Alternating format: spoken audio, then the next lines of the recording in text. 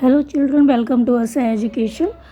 आज हम करेंगे सीबीएसई की छठे क्लास की हिंदी की किताब बसंत का नवा चैप्टर टिकट एल्बम।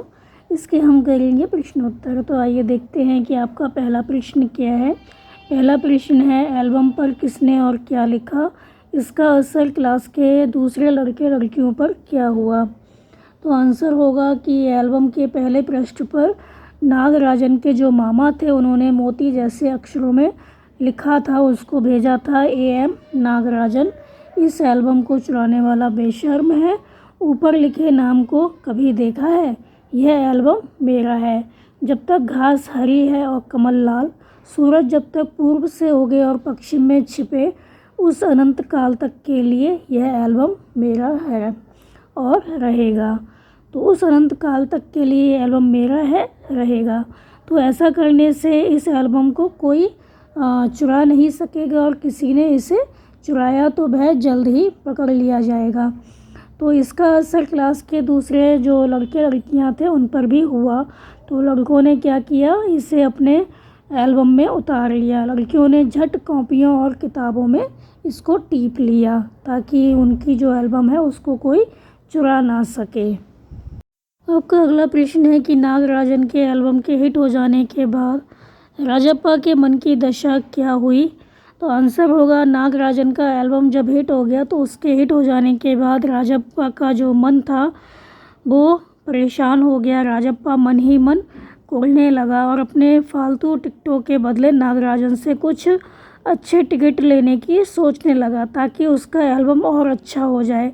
लेकिन उसने मौका देखकर नागराजन का जो एल्बम था उसको चुरा लिया, उसकी चोरी कर ली। आपका अगला प्रश्न है, एल्बम चुराते समय राजप्पा किस मानसिक स्थिति से गुजर रहा था? आंसर होगा, एल्बम चुराते समय राजप्पा का दिल बहुत तेज़ी से धड़क रहा था। वह बहुत घबरा रहा था कि कहीं कोई उसको देख ना ले। घर जाकर भी उसको ऐसा लग रहा था जैसे उसका सारा शरीर जल रहा हो। उसने रात में खाना भी नहीं खाया। उसका चेहरा भयानक हो गया था। घर के लोग उसे देखकर चिंतित हो गए थे। रात में उसे ठीक से नींद भी नहीं आई। तो एल्बम को तकिए के नीचे रखकर ही वो सो गया। आपका अगला प्रश्न है कि राजप्पा ने नागराजन का टिकट एल्बम अंगीठी में क्यों डाल दिया? जो राजप्पा था उसने नागराजन का टिकट एल्बम था उसको अंगीठी में क्यों डाल दिया? तो आंसर होगा, राजप्पा ने सोचा कि नागराजन के पिता पुलिस में शिकायत करेंगे और पुलिस आकर उसको पकड़ लेगी। अप्पू ने राजप्पा को बहुत डरा दिया था। जब राजप्पा की माँ ने किवाड़ खटखटाया तो राजप्पा ने समझा कि पुलिस आ गई। तो वो काफ़ी घबरा गया और उसने हड़बड़ाहट में क्या किया, जो एल्बम था उसको अंगीठी में डाल दिया जिससे पुलिस को एल्बम का पता ना चले। फिर आपका अगला प्रश्न है कि लेखक ने राजप्पा के टिकट इकट्ठा करने की तुलना मधुमक्खी से क्यों की है? तो जिस प्रकार मधुमक्खी सारा दिन दूर दूर घूमकर क्या करती है, फूलों से मकरंद चूसती है और शहद की एक एक बूंद इकट्ठा करती है, उसी प्रकार राजप्पा भी सारा दिन मेहनत करके दूर दूर से एक एक टिकट इकट्ठा करके लाता था। तो इस प्रकार राजप्पा का टिकटों का संग्रह मधुमक्खियों द्वारा विभिन्न फूलों से रस लेने के समान था। तो जिस तरह मधुमक्खियाँ फूलों से रस लेती हैं, इकट्ठा करती हैं, शहद बनाती हैं, उसी तरह राजप्पा ने भी टिकट एल्बम को बहुत मेहनत से बनाया था। इसी समानता के कारण जो लेखक है उसकी तुलना मधुमक्खी से करते हैं। फिर आपका अगला प्रश्न है, टिकटों की तरह ही बच्चे और बहुत सी दूसरी चीज़ें भी जमा करते हैं, सिक्के उनमें से एक हैं। तुम कुछ अन्य चीज़ों के बारे में सोचो जिन्हें जमा किया जा सकता है, उनके नाम लिखो। तो टिकटों की तरह बच्चे और बड़े दूसरी चीज़ें भी इकट्ठी कर सकते हैं, जैसे तरह तरह के शंख या सीपें, सोने या चांदी के कीमती गहने और कुछ विशेष पेड़ पौधों की पत्तियाँ। दूसरे देशों के रुपयों के नोट जो होते हैं, दूसरे देशों की जो करेंसी होती है, मुद्रा होती है, उसको वो इकट्ठा कर सकते हैं। इसके अलावा भी बहुत सी ऐसी चीज़ें होती हैं जैसे माचिस है, तरह तरह की माचिस होती हैं, उनको भी इकट्ठा कर सकते हैं। इसके अलावा बैग हैं, जूते हैं या पेंटिंग्स हैं, अनमोल कलाकृतियाँ हैं, वो भी जमा की जा सकती हैं। फिर आपका अगला प्रश्न है, टिकट एल्बम का शौक रखने के राजप्पा और नागराजन के तरीके में क्या फ़र्क है? तुम अपने शौक के लिए कौन सा तरीका अपनाओगे? तो राजप्पा ने टिकट एकत्र करने के लिए क्या किया था, काफ़ी मेहनत की थी, जी जान लगा दी थी। उसे टिकट इकट्ठा करने की धुन थी, तो बहुत मेहनत से उसने अपना एल्बम तैयार किया था। परंतु नागराजन को बैठे बिठाए सुंदर सा एल्बम मिल गया था। उसके मामा जी ने सिंगापुर से उसके लिए टिकट एल्बम भेज दिया था, तो उसे टिकट जुटाने में कोई परेशानी नहीं हुई। और अगर मुझे टिकट एल्बम बनाना होगा तो मैं राजप्पा का तरीका अपनाऊंगा या अपनाऊंगी, क्योंकि अपनी मेहनत से कुछ बनाने और बिना मेहनत के पा लेने में काफ़ी फ़र्क होता है। अगर मेहनत से कोई चीज़ हासिल करते हैं तो हमें उसमें काफ़ी खुशी मिलती है। फिर आपका अगला प्रश्न है, इकट्ठा किए हुए टिकटों का अलग अलग तरह से वर्गीकरण किया जा सकता है, जैसे देश के आधार पर, ऐसे और आधार सोचकर लिखो। तो टिकटों का वर्गीकरण निम्नलिखित आधार पर किया जा सकता है, जैसे कि पशु पक्षियों के आधार पर, महापुरुषों के आधार पर, सामाजिक समस्याओं के आधार पर, ऐतिहासिक घटनाक्रम के आधार पर, स्वतंत्रता संग्राम के आधार पर। तो इस तरह से हम टिकटों का वर्गीकरण कर सकते हैं। फिर आपका अगला प्रश्न है, कई लोग चीज़ें इकट्ठी करते हैं और Guinness book of world record में अपना नाम दर्ज करवाते हैं। इसके पीछे उनकी क्या प्रेरणा होती होगी? सोचो और अपने दोस्तों से इस पर बातचीत करो। तो आंसर होगा कि चीज़ें इकट्ठी करने का शौक़ जब चरम सीमा तक पहुंच जाता है, जब बहुत ज़्यादा धुन हो जाती है किसी चीज़ को इकट्ठा करने की, और वो इसको इतना अधिक इकट्ठा कर लेते हैं कि बाकी किसी के पास ये चीज़ नहीं होती, सारी दुनिया को वो पीछे छोड़ देते हैं। तब ये जो नाम है वो गिनीज़ बुक में तब उनका नाम जो है वो गिनीज़ बुक में दर्ज होता है।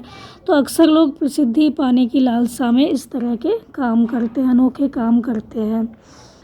फिर आपका अगला प्रश्न है, राजप्पा एल्बम के जलाए जाने की बात नागराजन को क्यों नहीं कह पाता है? अगर वह कह देता तो क्या कहानी के अंत पर कुछ फ़र्क पड़ता? कैसे? तो अगर राजप्पा एल्बम जलाए जाने की बात नागराजन को कह देता तो नागराजन उसे ईर्ष्यालु और चोर समझता और दोनों में शत्रुता हो जाती। तो नागराजन जो है वो उससे लड़ सकता था और उसे माता पिता से भी डांट सुननी पड़ सकती थी। तो हो सकता है नागराजन स्कूल में भी सबको बता देता और राजप्पा को फिर काफ़ी शर्मिंदगी झेलनी पड़ती, तो कहानी में काफ़ी फ़र्क आ जाता। फिर आपका अगला प्रश्न है, कक्षा के बाकी विद्यार्थी स्वयं एल्बम क्यों नहीं बनाते थे? वे राजप्पा और नागराजन के एल्बम के दर्शक मात्र क्यों रह जाते हैं? अपने शिक्षक को बताओ।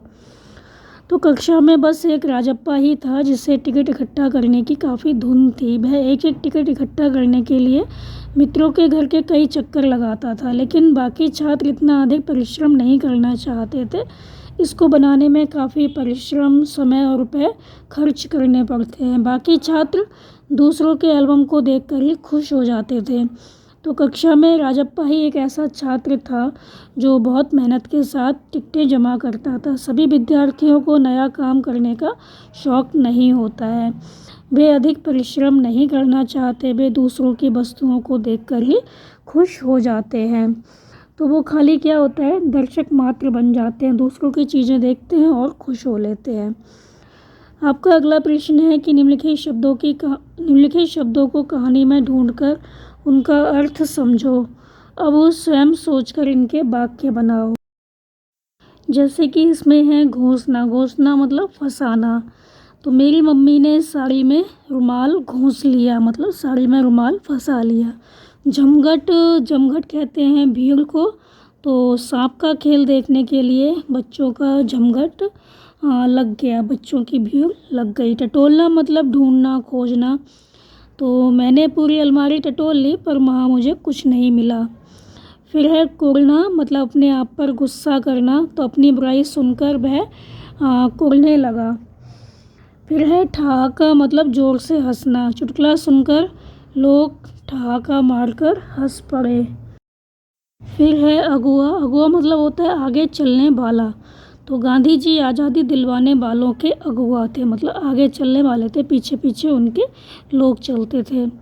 फिर है पुचकारना, मतलब प्यार से बुलाना, सांत्वना देना। तो बच्चे को रोता देखकर माँ ने उसे पुचकारा। फिर है खल्ला मतलब बुरा लगना, तो मुझे परीक्षा के दिनों में मेहमानों का आना खलता है मतलब बुरा लगता है।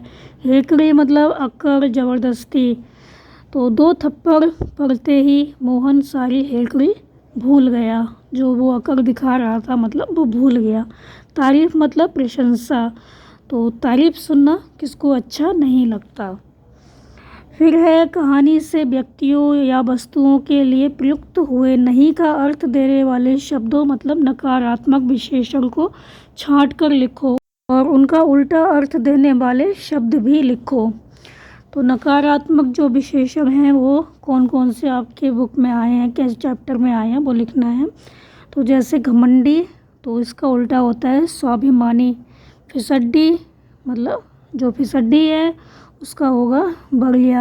ईर्ष्यालु मतलब स्पर्धालु प्रेमी। बेशर्म शर्मीला। फालतू आवश्यक उतरा चढ़ा। कीमती सस्ता चिंतित निश्चिंत भयानक मन भावन। तो और भी बहुत से शब्द हैं, तो आप ढूंढकर इसमें लिख सकते हैं। फिर है मान लो कि स्कूल में तुम्हारी कोई प्रिय चीज़ खो गई है, तुम चाहते हो कि जिससे वह चीज़ मिले वह तुम्हें लौटा दे। इस संबंध में स्कूल के बोर्ड पर लगाने के लिए एक नोटिस तैयार करो। निम्नलिखित बिंदु हों: खोई हुई चीज़ कहाँ खोई, मिल जाने पर कहाँ लौटाई जाए, नोटिस लगाने वाली का नाम और कक्षा। तो आपको बनाना है इस तरह। तो उत्तर आपका होगा कि पहले आप लिखेंगे नोटिस, फिर सूचना पत्र, फिर कल दिनांक, जो भी आपको दिनांक लिखनी हो, को मेरी 6ठी कक्षा की विज्ञान की पुस्तक विद्यालय के कंप्यूटर लैब में छूट गई थी। यदि किसी को यह मिले तो 6ठी कक्षा में आकर मुझे देने का कष्ट करें। आप कंप्यूटर लैब की जगह कुछ भी लिख सकते हैं, पुस्तकालय में छूट गई थी। तो इसके बाद आप लिखेंगे अपना नाम और अपनी जो कक्षा है उसके में और आपका जो क्रमांक है।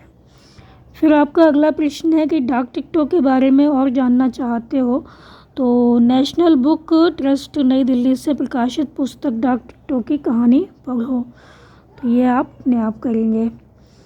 फिर अगला प्रश्न है कि राजप्पा और नागराजन की तरह क्या तुम भी कोई शौक़ रखते हो, उससे जुड़े किस्से सुनाओ। तो आंसर होगा कि नागराजन और राजप्पा की तरह मुझे भी सिक्के इकट्ठे करने का शौक़ है। आपको जो भी शौक़ है वो आप लिख सकते हैं। तो पुराने सिक्कों को अधिक मूल्य देकर मैं क्या करता हूँ, खरीद लेता हूँ। तो आज मेरे पास कम से कम 100-125 सिक्के हो गए हैं। तो मैं ये इसलिए रखता हूँ ताकि ये सुरक्षित रहें और आने वाले अन्य बच्चे इसके बारे में और अधिक से अधिक जानकारी प्राप्त कर सकें। तो इस तरह से आपको जो शौक़ है वो आप यहाँ पे लिख सकते हैं। फिर आपका अगला प्रश्न है कुछ कहानियाँ सुखांत होती है, मतलब कुछ कहानियाँ ऐसी होती हैं जिनका अंत सुखदायक होता है और कुछ कहानियाँ जो होती हैं वो दुखांत होती है, मतलब उनको पढ़ने के बाद दुख होता है। तो इस कहानी के अंत को तुम दुखांत मानोगे कि सुखांत मानोगे, बताओ। तो आंसर हुआ कहानियाँ प्रायः आमतौर पर सुखांत और दुखांत 2 प्रकार की होती है। तो ऐसी कहानियाँ जिसका अंत सुखद होता है वो सुखांत कहलाती हैं। जिन कहानियों का अंत किसी दुखद घटना से होता है वे दुखांत कहलाती हैं। तो इस कहानी का अंत राजप्पा के फूट फूट कर रोने से होता है। तो ये कहानी कैसी है, दुखांत है, इसका अंत दुखद होता है। फिर आपका अगला प्रश्न है बोलते चेहरे। तो ये है कुर्ता चेहरा, ईर्ष्यालु चेहरा, घमंडी चेहरा, अपमानित चेहरा, भूखा चेहरा, चालबाज चेहरा, भयभीत चेहरा। तो ये जो सारे चेहरे यहाँ पर लिखे हैं वो आपको बताना है कि किस तरह से बनते हैं। तो ये आप अपने आप करेंगे, इनको आपको बना कर दिखाना है कि घमंडी चेहरा होता है वो कैसा होता है, भूख लगती है तो चेहरा कैसे बन जाता है, हम डरे हुए होते हैं तो कैसे होते हैं।